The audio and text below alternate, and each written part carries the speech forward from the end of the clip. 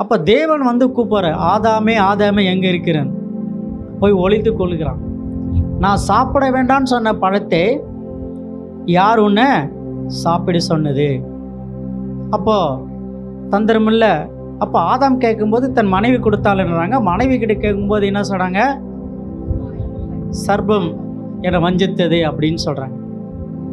இப்போ கர்த்தருக்கு கோபம் வந்தது. தன் சாயலாக படைத்த ஆதாம் இப்படி பண்ணிட்டானே, அவருக்கு கோபம் வருது.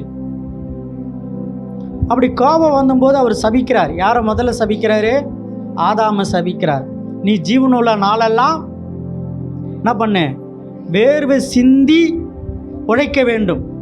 ஜீவனுள்ள நாளெல்லாம் வேர்வை சிந்தி உழைக்க வேண்டும் இல்லையா? நீ மண்ணானால் உருவாக்கப்பட்டதுனால மண்ணுக்கு நீ திரும்ப என்று சபிக்கிறான். யாவாளுக்கு என்ன சாபம் விடுறாரு? நீ பிரசவ காலங்களில் மரண வேதனை, கர்ப்ப வேதனைகளில் பிரசவ வேலைகளில் மரண வேதனை பெறுவாய்.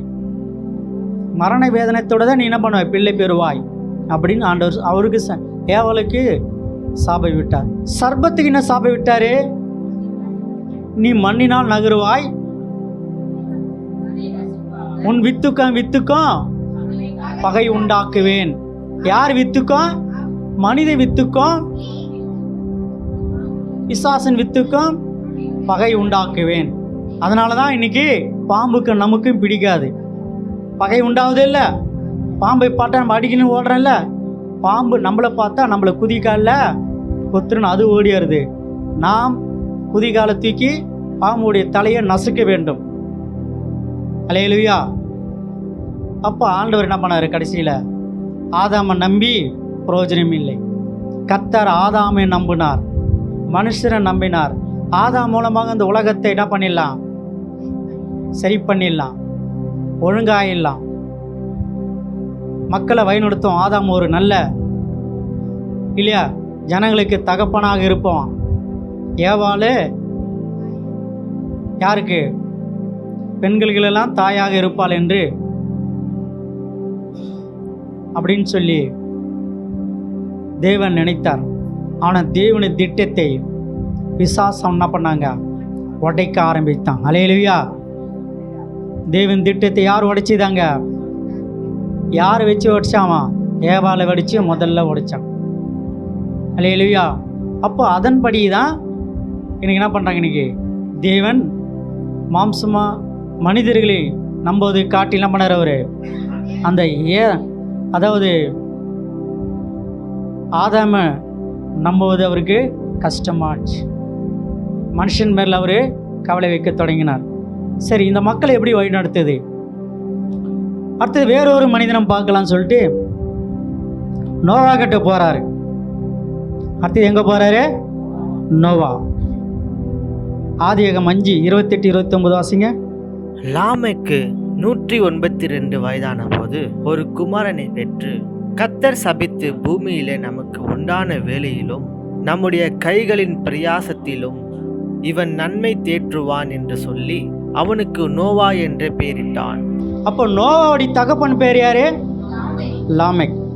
அவன் 182 வயதான போது ஒரு குமாரனை பெற்று அவனுக்கு நோவா என்று பெயரிட்டான். நோவா என்றால் ஆறுதல் என்று பெயர், தேற்றுவான் என்று பெயர். நோவான் என்ன அர்த்தம்? தேற்றுவான் அல்லது ஆறுதல் கொடுப்பான் அர்த்தம். அந்த நோவாக்கு கர்த்தர் என்ன பண்ணுது? 6ஆம் அதிகாரத்தில் 5-7 வரை நான் வாசிக்கிறேன். மனுஷனுடைய அக்கிரமம் பூமியிலே பெருகினது. தேவன் பார்த்தாரு, ஆதாம் காலம் துவங்கி ஆதாம் சரியில்லை. கர்த்தர் என்ன பண்ணார்? ஆதாம் எவ்வளோ தோட்டத்தை விட்டு வெளியே துரத்திட்டாரு. அப்போ என்ன ஆயிடுச்சு? மனுஷனுடைய அக்கிரமம் பூமியிலே பெருகினது என்றும் அவன் இருதயத்தை நினைவுகளில் தோற்றமெல்லாம் நித்தமும் பொல்லாததே என்று கர்த்தர் கண்டு தாம் பூமியிலே மனுஷன் உண்டாக்கினதற்காக கர்த்தர் மனசாப்பட்டார். அது அவர் இருதயத்திற்கு व्यसனமாயிருந்தது. அல்லேலூயா. அப்போது கர்த்தர், நான் சிருஷ்டித்த மனுஷனை பூமியின் மேல் வைக்காமல் மனுஷனை முதற்கொண்டு மிருகங்கள் ஊரும் பிராணிகள் ஆகாய்த்த பறவைகள் பரியந்தும் உண்டாயிரவைக்கைகள் நிக்கிரகம் பண்ணுவேன். நான் அவர்களுக்கு உண்டாக்கினது எனக்கு மனசாபமாக இருக்கிறேன் என்றார். அப்போது ஒரு மனிதன் தேடி பார்க்கிறார். ஆண்டவர் சமூகத்தில் உண்மையும் உத்தமமும் இருந்த நோவாவை கர்த்தருடைய கண்களில் கிருபை கிடைத்தது. நோவாவுக்கோ கர்த்தருடைய கண்கள் கிருபை கிடைத்தது. அல்லேலூயா. அப்போ என்ன நடக்குது பாருங்க. அப்போது தேவன் நோவாவை நோக்கி, மாம்சமான யாவரின் முடிவும் எனக்கு முன்பாக வந்தது. அவர்களால் பூமி கொடுமையினால் நிறைந்திருந்தது. நான் அவர்களை பூமியோடும் கூட அழித்து போடுவேன் அப்படின்னு சொல்லிட்டு நோவா கிட்ட பேசுகிறாரு. நோவா கூப்பிட்றாரு. கூப்பிட்டு, நீ கொப்பேர் மரத்தால் உனக்கு ஒரு பேழை உண்டாக்கு. அந்த பேழையிலே அறைகளை உண்டு பண்ணி அதை உள்ளும் புறம்பாக கீழ் பூசி என்றார். இப்போ என்ன பண்ணுறாரு? ஆதாம் காலத்தில் ஆதாம் தப்பு பண்ணதில் என்ன பண்ணாரு? ஆதாம் கீழ்ப்படியாமல் போயிட்டான். கீழ்ப்படியாதனால தோட்டத்தை விட்டு அவனை வெளியே அனுப்பிச்சிட்டாங்க. அதுக்கடுத்து என்ன நடந்தது? பூமியில் அக்கிரமம் பெருகிடுச்சு. கொலை, கொள்ளை, வழிப்பறி கொள்ளை, தேவனுக்கு விபச்சாரம், தேவனுக்கு விரோதமாக எல்லாவற்றையும் செய்ய ஆரம்பிச்சாங்க. கர்த்தர் பார்த்தாது, நான் படைத்த மனிதனே, நான் சிருஷ்டித்த மனிதனே எனக்கு விரோதமாக என்ன பண்ணுறான்? அக்கிரமம் அதிகமாகிட்டு சொல்லிட்டு மனசாம் படுறாரு. எல்லாரும் அழிக்க போறேன்றாரு. மனுஷனுடைய உலகத்தை கர்த்தர் அழிக்க போகிறார். ஒரு கடைசி வாய்ப்பு உண்டாக்குறார். கர்த்தர் பூமியை அழிக்கினீன்னா அப்போ என்ன பண்ணுறாரு? நோவா கிட்ட ஒரு பேழையை கட்ட சொல்கிறார். அப்படின்னா என்ன அர்த்தம்? பூமியிலே முதல்ல நோவா காலத்தில் மட்டும்தான் மழை முதல்ல வந்தது. அல்லேலூயா. 40 நாள் தொடர்ந்து மழை பெய்ந்தது. எத்தனை நாள்? நோவாவை எல்லாரும் கேலி பண்ணியிருப்பாங்க. மனம் திரும்புங்கள், ஆண்டவர் வரும் ரட்சிப்புக்காக என்ன குரல் கொடுத்துருக்கலாம். யாரும் கேட்கல. அந்த ஜனங்க யாருமே கேட்கல. இவன் நோவா என்ன பண்ணான்? பேழையை கட்ட ஆரம்பித்தான். எல்லாத்தையும் கட்டி முடித்தான். ஆண்டவர் கூப்பிட்ட நோவாவை, எந்த ஜனங்களை ஏற்றுக்கொள்ளலையா? யாரும் பேச்சு கேட்கலையா?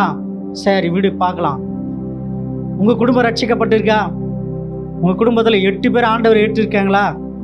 ஆண்டவர் என்ன பண்ணாரு? நோவா குடும்பம் மாத்திரம் என்ன பண்ணாங்க? பேழைக்குள்ள போ. 2வது ஒரு கட்டளை இட்டுகிறார்.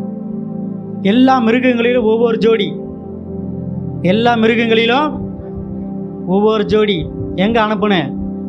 பேழைக்குள்ள அனுப்புனேன். ஒவ்வொரு ஜோடின்னு என்ன அர்த்தம்? எதுல? ஆடு, மாடு, புலி, சிங்கம், பறவைகள் எல்லாவற்றையும் பேழைக்குள்ள ஏத்து இல்லையா? அப்போ புலியோடு என்ன இருந்தது? புலியோடு என்ன இருந்தது? ஆடு இருந்தது. ஆடோடு சிங்கம் இருந்தது. சிங்கத்தோடு மாடு இருந்தது. மான் இருந்தது. எல்லாம் ஒரே பேழைக்குள் தான் இருந்தது. கர்த்தருடைய கட்டளை பாருங்க. 40 நாள் விடா மழை பெய்ந்தது. பூமி முழுவதும் கர்த்தர் அழித்தார் இல்லையா? நோவா குடும்பம் 8 பேர் மட்டும் கர்த்தர் என்ன பண்ணாரு?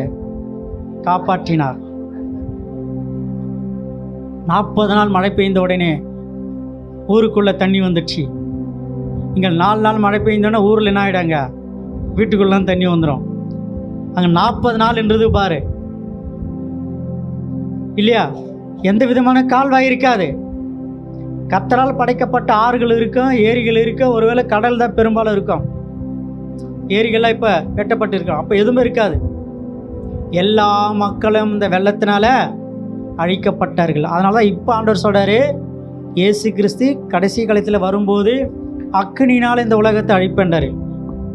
இதனால் அக்கினி மழை, நெருப்பால் இந்த பூமி அவரே அழிக்க போகிறார். 1 பேதுருல 3ஆம் அதிகாரத்தில் அதில் சொல்லப்பட்டிருக்குது. 1 பேதுரு ஃபுல்லாக இருக்குது. நோவா காலத்தில் என்ன நடந்ததோ அதே போல் இயேசு வரும் காலத்தில் இது நடக்கும்.